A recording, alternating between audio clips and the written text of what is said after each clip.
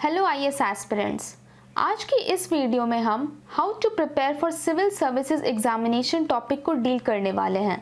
ये बात लगभग हम सब जानते हैं कि एक 10th क्लास स्टूडेंट की स्ट्रैटेजी और एक अंडर ग्रेजुएट स्टूडेंट की स्ट्रैटेजी में बहुत डिफरेंस होता है।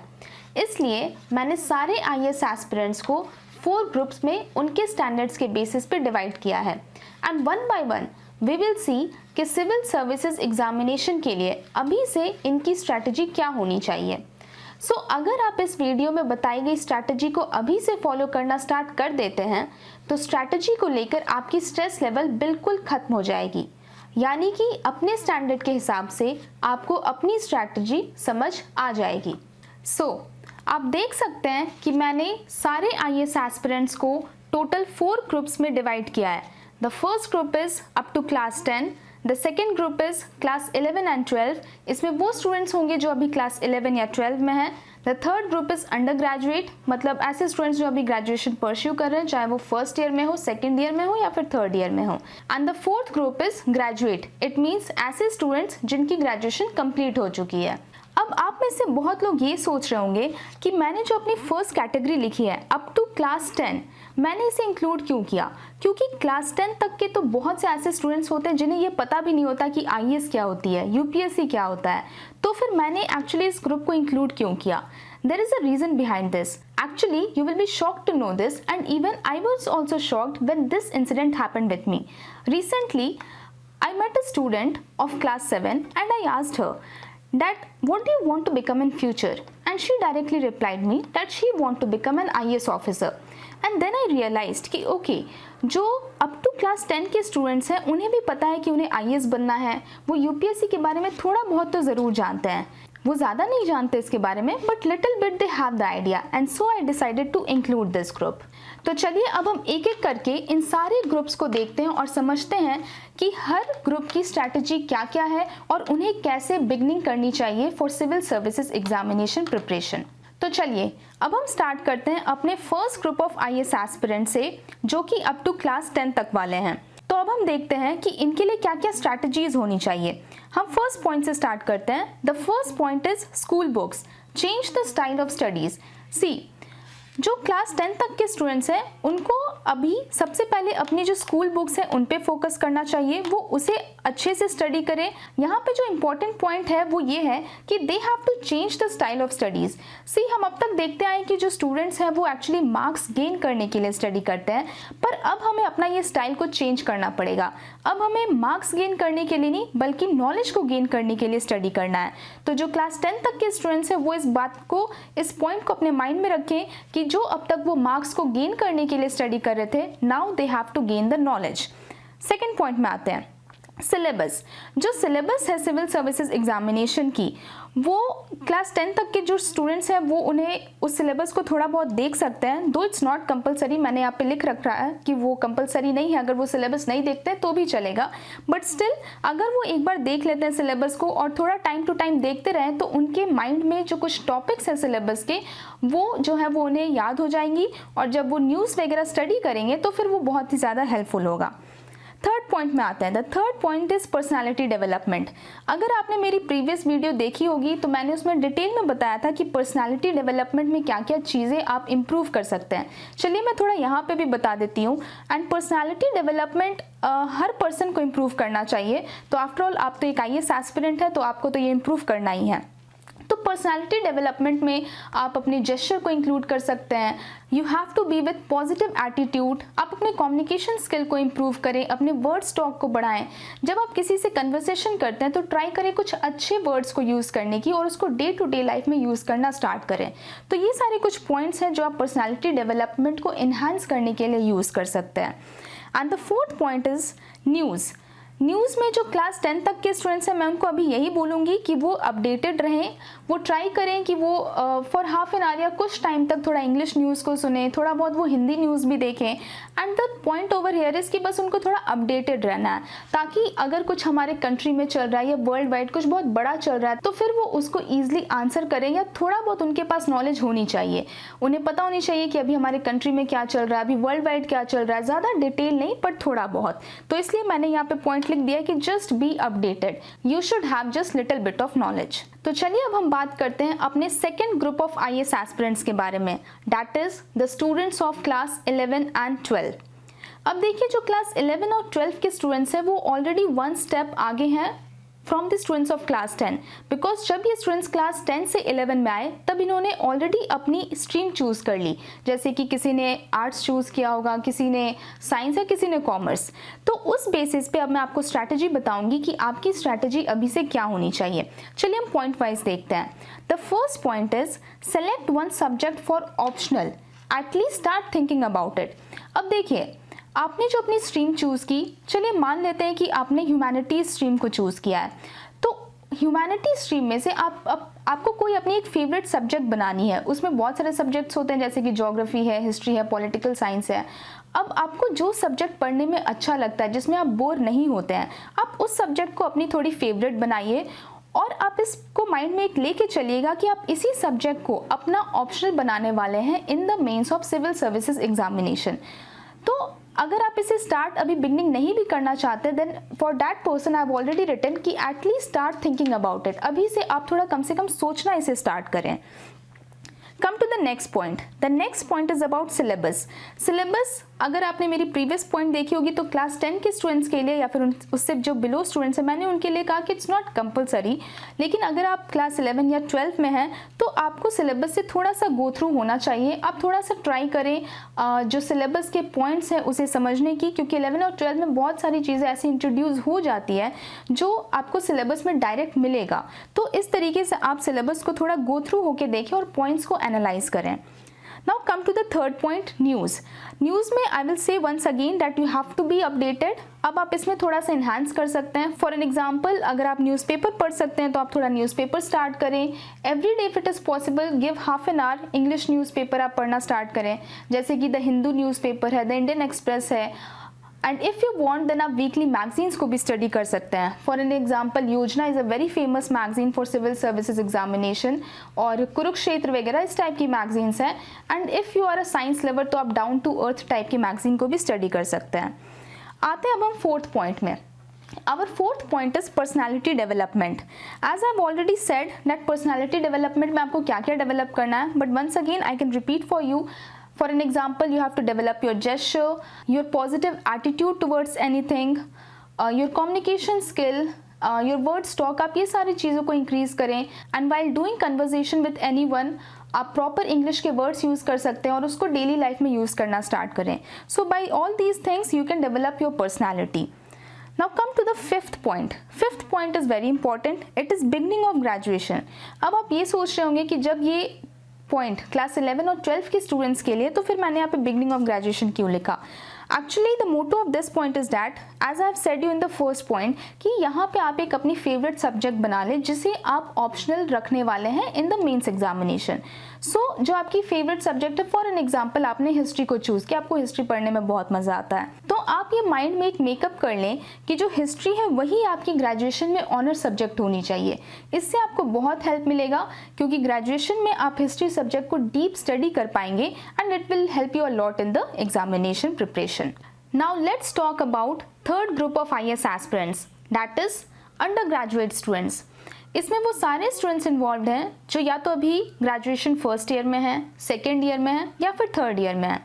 तो चलिए देखते हैं कि जो अंडर ग्रेजुएट स्टूडेंट्स हैं उनके लिए स्ट्रैटेजी क्या होनी चाहिए। So let's begin from the first point. The first point is deep study of graduation subjects.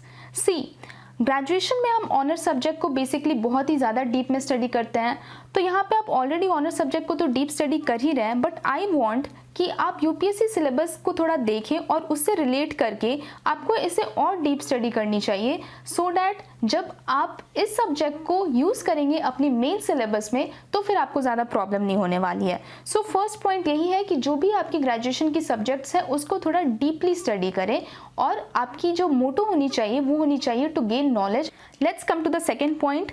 The second point is study UPSC reference books while doing graduation. See जब हम graduation कर रहे होते हैं तो ऑलरेडी हमें बहुत सारी बुक्स पढ़नी होती है जो यूनिवर्सिटी के थ्रू होता है, पर आप कोशिश करें कि उस टॉपिक से रिलेटेड जो भी यूपीएससी रेफरेंस बुक्स है, यहाँ पे मैं कुछ एग्जांपल्स देती हूँ आपको। For an example, you are a geography honour student, तो अगर आप ह्यूमन ज्योग्राफी ऑलरेडी अपने ग्रेजुएशन के सब्जेक्ट में पढ़ रहे हैं तो एट द सेम टाइम आप human geography of Majid Hussain को भी थोड़ा पढ़ लें और उसमें आपके कुछ ग्रेजुएशन के टॉपिक्स मैच भी कर जाएंगे। और अगर आप फिजिकल ज्योग्राफी पढ़ रहे हैं तो आप सविंद्र सिंह की बुक्स पढ़ सकते हैं। And if you are doing honours from history तो फिर आप बिपिन चंद्रा की बुक्स पढ़ सकते हैं। अगर आप पॉलिटिकल साइंस से ऑनर्स कर रहे हैं तो लक्ष्मीकांत की बुक आप स्टार्ट कर सकते हैं। अगर इकोनॉमिक्स से कर रहे हैं तो रमेश सिंह की कर सकते हैं। और ऐसे आप बहुत सारे बुक्स देख सकते हैं जो यूपीएससी रेफरेंस बुक्स हैं। So my second point says that जब आप ग्रेजुएशन कर रहे हैं, इधर आप सेकेंड ईयर में हो या थर्ड ईयर या फर्स्ट ईयर जो भी, तो आप उस समय कोशिश करें कि आपकी जो यूपीएससी रेफरेंस बुक्स हैं वो धीरे धीरे कंप्लीट होना स्टार्ट हो जाए, ताकि जब आप ग्रेजुएशन एंड तक आए तो आपकी रेफरेंस बुक्स की लिस्ट जो है वो आपकी कंप्लीट ऑलमोस्ट हो जानी चाहिए और उसके बाद आपको फिर बर्डन फील नहीं होगा। Now let's come to the third point. Our third point is UPSC syllabus and now you have to start memorizing it. अगर आपको याद होगा तो आपने देखा होगा कि मैंने क्लास 10 वाले अप टू क्लास 10 वाले ग्रुप में और 11 और 12 वाले में मैंने मेमोराइज करने के लिए नहीं कहा था। But now as you have come in the graduation, आप ग्रेजुएशन कर रहे हैं तो आपको सिलेबस को मेमोराइज करना स्टार्ट कर देना चाहिए। इससे क्या होगा कि आपके जो सिलेबस में टॉपिक्स हैं वो आपके माइंड में रहेंगी और जब भी आप स्टडी करेंगे तो वो टॉपिक स्ट्राइक होगा और आपको ये चीज़ पता चलते जाएगी कि हाँ, मुझे इस पॉइंट पे ज़्यादा फोकस करना है और यहाँ पे ज़्यादा कंसंट्रेशन, यहाँ पे ज़्यादा टाइम देना है। और साथ ही साथ आपको ये भी पता चलेगा कि कहाँ पे मुझे टाइम नहीं देना है, क्योंकि कई बार ऐसा होता है कि हम उस जगह टाइम दे देते हैं जहाँ पे हमें नहीं देना चाहिए और इन शॉर्ट हमारी टाइम जो है वो वेस्ट हो जाती है। So you have to do the smart work and not the hard work. तो चलिए अब हम फोर्थ पॉइंट में आते हैं। The fourth point is news. News आप देख रहे हैं कि अप टू क्लास 10 वाले स्टूडेंट्स के लिए भी इंपॉर्टेंट है, 11 12 के लिए इंपॉर्टेंट है और आपके लिए भी इंपॉर्टेंट है, क्योंकि आफ्टर ऑल हम सबको अपडेटेड रहना है। पर यहाँ पे आप देखिए मैंने क्या क्या लिखा है। You have to read the daily newspaper. जो इंग्लिश न्यूज़ चैनल है आप ट्राई करें, आप उसे देखना स्टार्ट करें। यहाँ पे मैं आपको बताना चाहूँगी फॉर एन एग्जांपल, जो राज्यसभा टीवी की ब्रेकफास्ट न्यूज़ आती है इंग्लिश में, आप उसे देख सकते हैं। It will be very beneficial for you. उसके बाद आप कुछ मैगजीन्स को फॉलो कर सकते हैं, जैसे योजना है, कुरुक्षेत्र है, डाउन टू अर्थ है, ये सारे मैगजीन्स हैं। Now come to the point of personality development. As I've already told you कि personality development के लिए आप क्या क्या कर सकते हैं। तो आप अपने जेस्चर को जो है वो पॉजिटिव एटीट्यूड की तरफ टर्न करिए। आप अपनी कम्युनिकेशन स्किल्स को इम्प्रूव कर सकते हैं। While doing conversation with anyone, आप अपने अच्छे वर्ड स्टॉक्स को यूज़ करिए और इस तरीके से you can develop your personality. Now let's come to the sixth point. Sixth point is very important और ये है notes. Your notes should be combined. अब इसका मतलब क्या हुआ? I mean to say कि जब आप ग्रेजुएशन में हैं और आप नोट्स बना रहे हैं तो ट्राई करें कि जो आपकी नोट्स है वो कंबाइंड होनी चाहिए। इट मीन्स जो यूपीएससी सिलेबस है तो आप सिलेबस को देख के आपने बहुत सारे इसमें टॉपिक्स देखी होगी और मोस्ट ऑफ द टाइम ऐसा होता है कि आपके कुछ ना कुछ जो टॉपिक्स हैं यूपीएससी सिलेबस से वो आपके ग्रेजुएशन के सिलेबस से थोड़ा बहुत मैच कर रहा होगा। तो जो भी टॉपिक्स मैच करते हैं आप कोशिश करें कि वो टॉपिक्स की नोट्स आप कंबाइन बनाएं, मतलब थोड़ा ग्रेजुएशन के पर्सपेक्टिव से और थोड़ा UPSC syllabus, it means civil services examination के पर्सपेक्टिव से। इससे क्या होगा, you will get the idea of preparing the notes और आपको जो नॉलेज है वो भी थोड़ा हाई लेवल की मिलेगी। So these were the total 6 points जो स्ट्रैटेजी के फॉर्म में है for specially the undergraduate students. Now let's come to our fourth and last group of IAS aspirants, that is graduate. So इस group में वो students आते हैं जिनकी ग्रेजुएशन ऑलरेडी कंप्लीट हो चुकी है और वो अभी अपनी हायर स्टडीज़ को कर रहे हैं। तो चलिए देखते हैं कि इनकी स्ट्रैटेजी इस एग्जामिनेशन के लिए क्या होनी चाहिए। The first point is syllabus fully memorised on tips. तो हम सबसे पहले समझेंगे कि ऑन टिप्स का मतलब क्या होता है। तो देखिए फुल्ली मेमोराइज तो आप समझ ही रहे हैं कि सिलेबस पूरी याद होनी चाहिए, बट ऑन टिप्स का मतलब क्या? ऑन टिप्स का मतलब है कि अगर आप न्यूज़पेपर पढ़े, आपने उसमें से कोई भी न्यूज़ पढ़ा, तो आप न्यूज़ पढ़ने के बाद आपको ये पता चल जाना चाहिए कि ठीक है ये जो न्यूज़ है ये किस पेपर के लिए रिलेवेंट होगा। किस पेपर के लिए मीन्स क्या ये जीएस पेपर 1 के अंदर है, GS paper 2, GS paper 3, GS paper 4, या फिर आपके ऑप्शन में कहीं ना कहीं ये हेल्प करने वाला है। तो इसे हम कहते हैं ऑन टिप्स और ये तभी पॉसिबल होगा जब आपको सिविल सर्विसेज एग्जामिनेशन की सिलेबस बिल्कुल फुल्ली मेमोराइज्ड होगी और तब आप इजीली समझ पाएंगे कि कौन सी न्यूज़ की टॉपिक्स किस जीएस पेपर के अंडर लाई करेगी। तो अब हम बात करते हैं second point, that is news. News में जैसा कि मैंने अंडर ग्रेजुएट वाले ग्रुप के लिए बताया था, इन द सेम वे यहाँ पे आपको न्यूज़पेपर डेली स्टडी करना है। आप न्यूज़ चैनल देखिए, अगर आपकी इंग्लिश मीडियम है तो आप इंग्लिश न्यूज़ चैनल देखिए, हिंदी मीडियम है तो आप Hindi newspaper, Hindi news channel को देख सकते हैं, मैगजीन्स को आप फॉलो करिए। Now our third point is personality development. Personality development I have already told you कि आप इसमें क्या क्या कर सकते हैं। आप इसमें अपनी कन्वर्सेशन जो स्किल्स है उसको इम्प्रूव करिए, वर्ड स्टॉक्स को इम्प्रूव करिए, अपनी जेस्चर, योर पॉजिटिव एटीट्यूड्स, ये सारी चीज़ों पे आप वर्क कर सकते हैं। एंड डेफिनेटली अगर आप अभी से इस पे काम करना स्टार्ट करते हैं पर्सनैलिटी डेवलपमेंट में, तो ये आपको इंटरव्यू स्टेज में बहुत ही ज़्यादा हेल्प करने वाला है। And finally the last point for graduate group, it is test series of prelims and mains. See ये जो ग्रुप है ये ऑलरेडी एलिजिबल हो चुके होंगे क्योंकि अब इनकी ग्रेजुएशन कंप्लीट हो चुकी है, तो इनकी जो स्टडीज़ है वो काफ़ी हद तक हो चुकी है। इसलिए मैंने इस ग्रुप में इस पॉइंट को ऐड किया है कि test series of prelims and mains, जो टेस्ट सीरीज होती है वो बहुत ही इंपॉर्टेंट होती है। और जब आपने कुछ परसेंटेज ऑफ स्टडीज़ कर रखी है, मतलब कुछ रेफरेंस बुक आपने कर रखा है, बेसिक और फाउंडेशन बुक तो अगर आपने कर ही रखा है, तो फिर आप टेस्ट सीरीज़ जो है आपको वो ज्वाइन करना चाहिए। उससे आपको क्वेश्चन की पैटर्न समझ में आती है और ये भी आपको पता चलता है कि आपकी प्रिपरेशन कितनी हो चुकी है और कितनी अभी भी करना बाकी है। तो टेस्ट सीरीज़ एक बहुत अच्छी चीज़ है जो आप प्रीलिम्स और मेंस के लिए दोनों के लिए ज्वाइन कर सकते हैं।